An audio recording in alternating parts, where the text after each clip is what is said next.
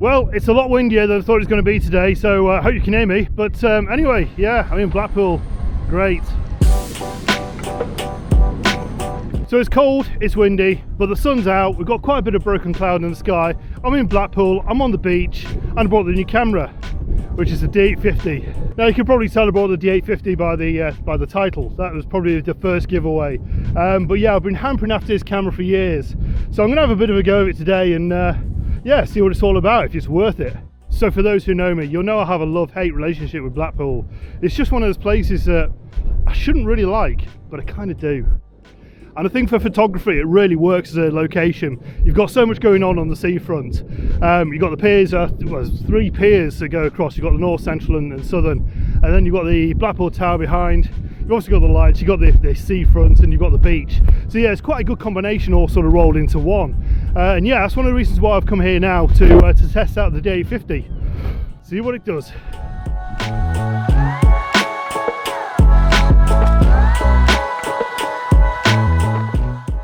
God, it's a lot colder than I thought it was going to be today. It's probably about 2 or 3 degrees, and with this wind, I've not brought no gloves, brought no hat, and yeah, feeling the sort of force of the chill. It's getting in everywhere. It's getting in through my coat and yeah, my back and everything. But yeah, I'll crack on. So why have I kept with Nikon and gone for the D850? Well, the reason why I've kept with Nikon is because that's what I've used from day one. And the beauty with the D850, it feels exactly the same in my hand as my original camera, the D7200. So what I wanted was something that I could just pick up and use straight out of the box. And with Nikon, I think you certainly get that.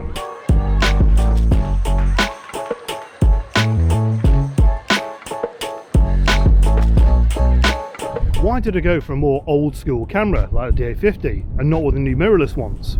Well, the main reason, I didn't really see any point. Even though the mirrorless ones are smaller, lighter, if I wanted to use any of my lenses, I'd have to get an adapter, which would just purely add weight and size to it. But the main reason I went for the D850 is because it's the one I wanted.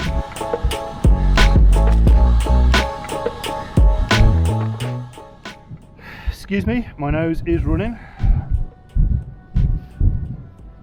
Oh, it's so cold. Have I mentioned how cold it is? So what do I think of the camera so far? Well, honestly, it's just the same as all my others. It's very similar body to the Nikon D810. A couple of sort of features like the screen pops out and the backlights illuminate. I mean, they're key. I do quite like those 2 features alone. Other parts I quite like, you've got the ISO button just on the top so you can spin that around quite quickly. And yeah, the camera, the actual body of the camera is very similar to what I've used before. No real difference.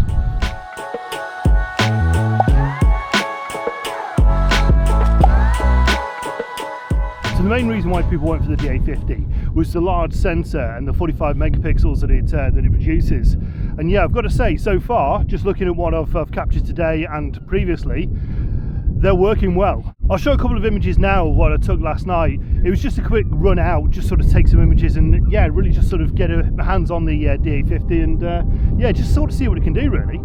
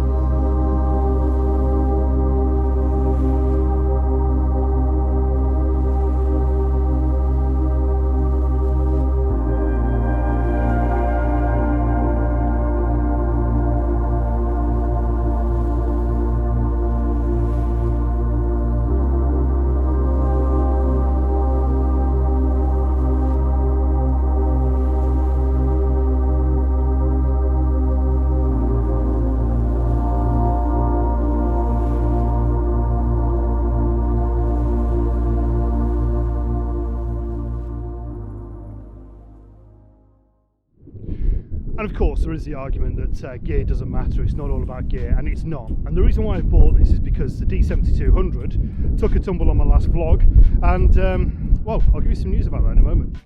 So I've just tried to take a little bit of cover underneath the pier. The wind is hopefully being blocked a little bit by the structure, but yeah, there's work going up above. I think it's where the fire was last year. So my thoughts on the D850. Well, as this is like the second or third time I've been out with the camera, I've not really had much of a use of it. The key features that I quite like, the touchscreen, I've got to get used to that, but I quite like it so far. And yeah, just sort of the Nikon-ness about the whole thing. The fact I can just pick it up and use it. The image quality looks to be second to none at the moment. The 45 megapixel sensor on there works well, and in low light conditions, highlight conditions, etc., it seems to be working quite well. The pop-out screen I think will be quite useful for future vlogs, future photography trips, and yeah, bits and pieces with that. And yeah, generally it's just what I'm used to with a bigger sensor and better quality. My hair is going mental. Would I recommend the D850? Well, it depends what you're looking for. Yes, for me, this is the camera I wanted. It's the one that I saw back in, what, 2007, and I've sort of hampered for it since. With the price being down so low as well at £1,800, yeah, it's an absolute steal from what it was. But would I recommend it to anybody else? Well, that's down to you. It depends what you want from a camera, it depends what your needs are from a camera. But for me, this suits the bill perfectly. When I say this camera suits me perfectly, it does. Because of the conditions I shoot in, I always like moody skies, always like drama, and with that you're always faced with the harsh weather conditions, similar to what we've got today. So that's where this camera will excel, because of the massive dynamic range on it, the ability to actually get those pin-sharp images that I'm looking for as I'm shooting in these horrendous conditions. So for me, it's absolutely perfect. Now, I'll say this time and time again, do not buy this because some YouTuber has told you that it's the best camera in the world.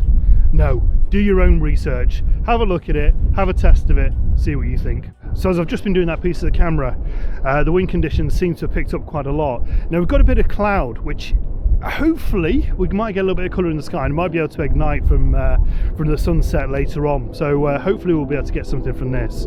But today it's just more of a sort of first try of what the Nikon D850 can really do out on location.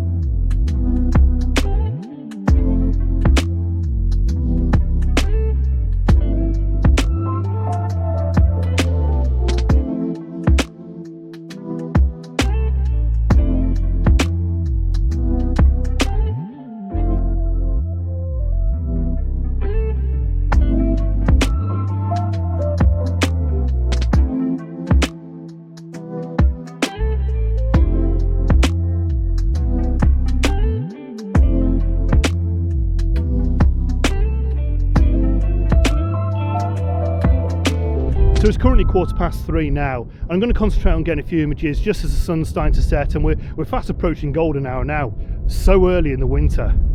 But we've got quite a nice build-up of cloud in the distance, and I'm hoping it could be quite a good one. So yeah, we'll put the D850 through the paces, see what you think. I'll put the images at the end, and yeah, let me know in the comments.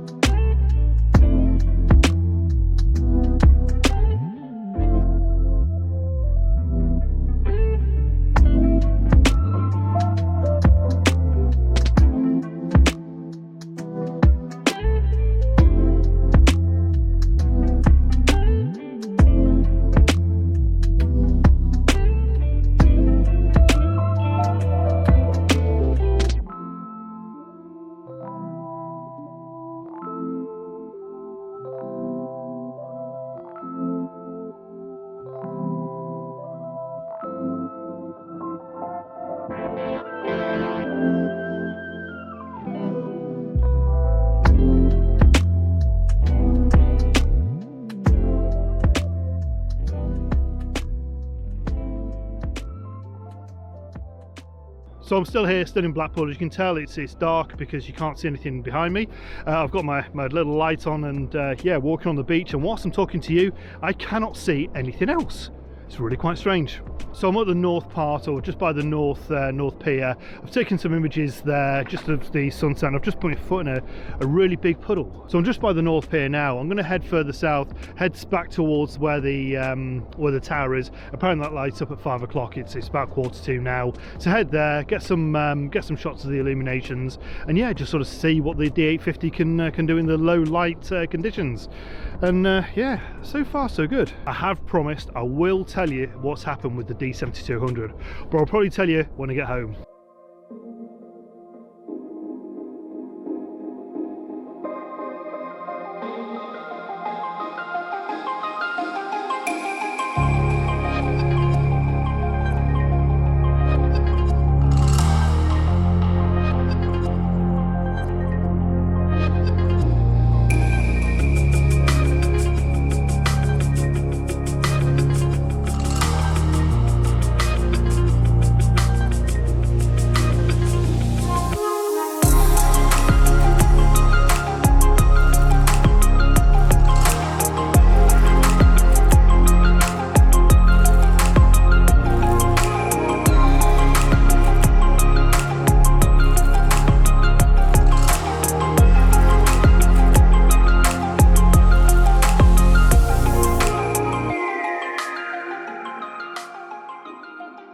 So I'm going to wrap the video up here from Blackpool. I'm going to rejoin you back at home, where I'll hopefully have gone through the images, put a few on screen so you can sort of make judgment yourself, and yeah, see what you think. So yeah, from Blackpool, out. So I'm back home, and what a day that was. So after my first extended shoot with the D850, what do I think of it? Am I happy with my purchase? Absolutely. This is the camera that's going to take me into 2022 and beyond. As I mentioned in that video, I've always wanted the Nikon D850. As soon as I heard it was going to come out, and once it was released in 2017, this was the one that I've hampered for. But yeah, it's always been a bit too far out of my budget, certainly with the level of photography that I'm at. And yeah, it was always something to, yeah, it was always a goal that I wanted this camera. Now I've got it, it certainly isn't a disappointment. As I said in the video, it feels exactly the same, straight out of the box. It was easy to use, everything's very familiar. The only difference is the pop-out screen and the highlighted buttons, which in the dark, they actually, yeah, they're a world of difference. First impressions, I'm absolutely delighted with it. Looking at the images, looking at the pictures I took on the computer, actually pixel peeping, I thought the D810 was good. This is the next level. The other thing that I forgot I loved as well is the larger sensor. Now the D7200 was great, but it was a crop sensor. With using lenses like the 14-24 or any wider lens, you do struggle to get the wider sort of vistas. With the larger sensor, yeah, that's eradicated. That's back to a true 14-24, a lens I really like shooting with. So negatives of this camera. Well, for me, there aren't that many because I've done my research on this and I knew what to expect. I knew what I was getting. I suppose I was expecting a little bit more with the pop-out screen. I knew it did what it did, but yeah, with other brands, other cameras, they do sort of swivel around and you can do a lot more with them. But yeah, that's probably it. And maybe the autofocus on the touch screen. I need to keep turning the touch screen off because my fingers are all over the place, and yeah, I'm focusing on the wrong things, and it's taking images without me wanting it to. But that's something that I'm just going to have to get used to. I've never had a touch screen before on the back of a camera, so yeah, that will be more me getting used to this camera. So all in all, I'm delighted with my purchase. Like I say, it's the one I wanted. It's everything that I need and beyond. Yeah, 45 megapixels. I didn't realize were going to be such good quality, but yeah, it's outstanding. So this will certainly be the camera that takes me on a lot more adventures into 2022 and beyond. So as we've been talking about the Nikon D850, I know there's more pressing issue that we need to talk about. The D7200. What's happened with that camera? Well, I'll be honest with you, it wasn't financially viable to get it repaired. It's a camera I've had for the best part of 6 years, it's been a backup camera for the past couple of years, and after ordering the D850, I didn't think it was going to be worth spending any money on the D7200 to have as a backup camera. So I repaired it myself. And here it is, the Nikon D7200 fully repaired. Now this was a pure challenge. To get to that dial, to stop it from spinning around freely, you've got to take everything apart. So the back screen's got to come off, the top's got to come off, the front, the side, the bottom and the two sides, just to get to that dial. And then I had to take it all out, snap it, to then re-super glue it because it's sort of broken in a weird sort of way, to re-super glue it back. Halfway through this process, Sarah came home as the camera stripped all over the desk, and she took one look at it, looked at me and said, well, that's never going to go back together. So out of pure determination to prove her wrong, I had to put it back together and get it working. I've taken it out a couple of times just to test it, just to make sure it is working properly. And yeah, it's as good as new. And when I put it back together, there were just 2 screws left. Don't tell anyone. There's still the crack on the side of the case, so it's probably not water sealed anymore. But yeah, absolutely delighted with what I've done, and yeah, oh, it was nerve-wracking doing it.